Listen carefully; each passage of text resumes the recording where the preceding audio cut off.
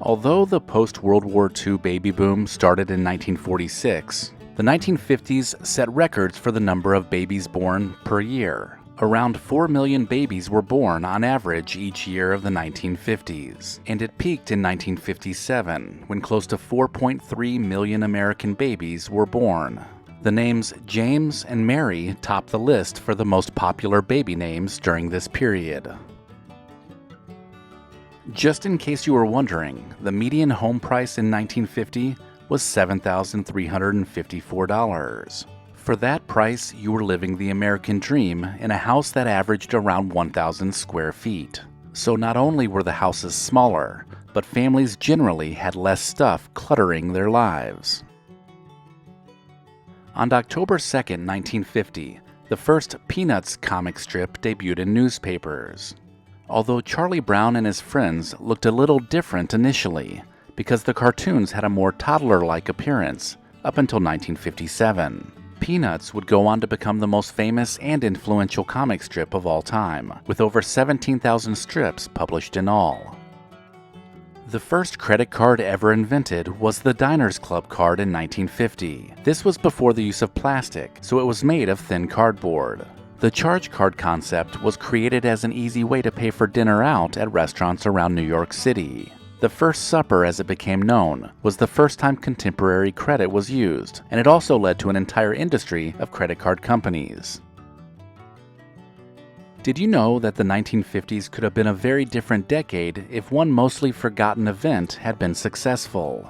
In November of 1950, two militants acting in the name of Puerto Rican independence stormed Blair House, where President Truman was staying because of renovations to the White House. With President Truman upstairs, they opened fire on security guards, killing one, but they failed to make it into the house because the Secret Service fired back and ended the threat. One of the militants was shot and killed, while the other was just wounded. Oscar Collazo was convicted and sentenced to death, but President Truman commuted his sentence to life in prison. Later in 1979, President Jimmy Carter commuted his sentence altogether, which allowed him to be released.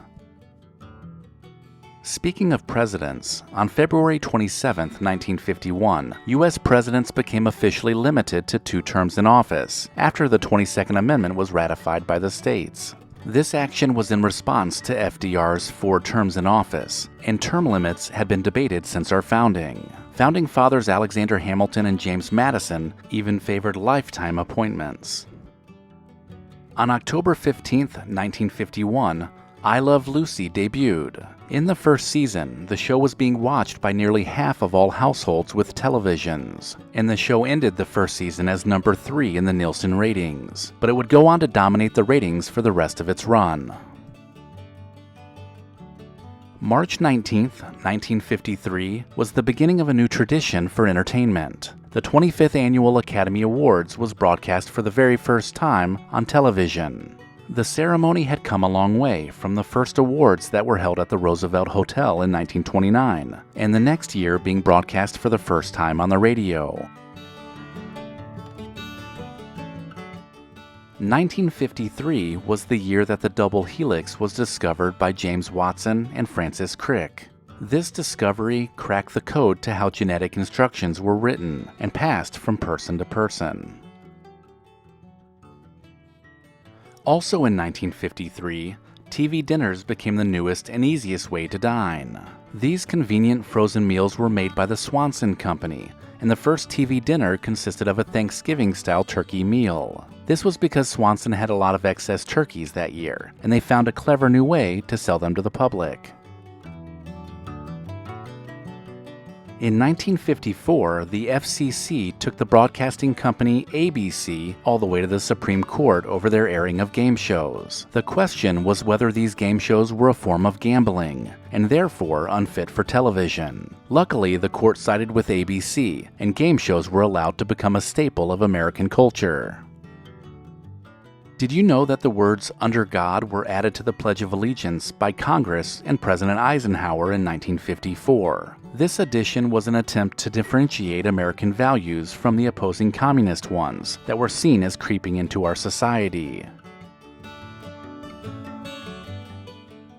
In 1955, the official television debut of Kermit the Frog occurred on a show called Sam and Friends. Creator and puppeteer Jim Henson showcased a lizard-like puppet named Kermit, and it would take another 14 years before it was established that he was, indeed, a frog. 1950s movie legend James Dean only starred in 3 movies, with 2 of them being movies he was never able to see. On September 30th, 1955, Dean was driving his Porsche and had just been given a speeding ticket hours before. He ended up crashing into a 1950 Ford Tudor that had turned onto the highway in front of him. The crash killed James Dean almost immediately. But did you know there was also a passenger in the car with him that survived? Following his death, Dean became a cultural phenomenon and was the first ever non-living actor to be nominated for an Academy Award. 1955 was also the year that 2 titans of the future tech industry were born. On February 24, 1955, Steve Jobs was born in San Francisco, and on October 28, 1955, Bill Gates was born in Seattle. This was apparently a monumental year for tech geniuses to be born. The first modern indoor shopping mall opened in Edina, Minnesota on October 8, 1956. Southdale Center is not only the first, but also the oldest temperature-controlled indoor mall in the U.S., because it is still operating. In a world where many malls have all but disappeared, it's nice to know the very first one is still around. On November 3, 1956, The Wizard of Oz was aired on television for the first time, introducing a younger generation to the timeless classic. The CBS broadcast led to it becoming an annual tradition of American television. Each year it became a highly anticipated event, and it also made the movie the most watched film ever. In 1958, America was swept up by a new craze. The iconic plastic hula hoop was released by Wham-O, and it became an instant success. In the first 4 months alone, they sold 25 million hula hoops. By the end of the decade, more than 100 million would be twirling around the waists of people across the country. Prior to 1959, there were only 48 states in the United States. But this was the year we made it an even 50. Alaska became the 49th and largest state on January 3, 1959, while Hawaii became the 50th and one of the smallest on August 21, 1959.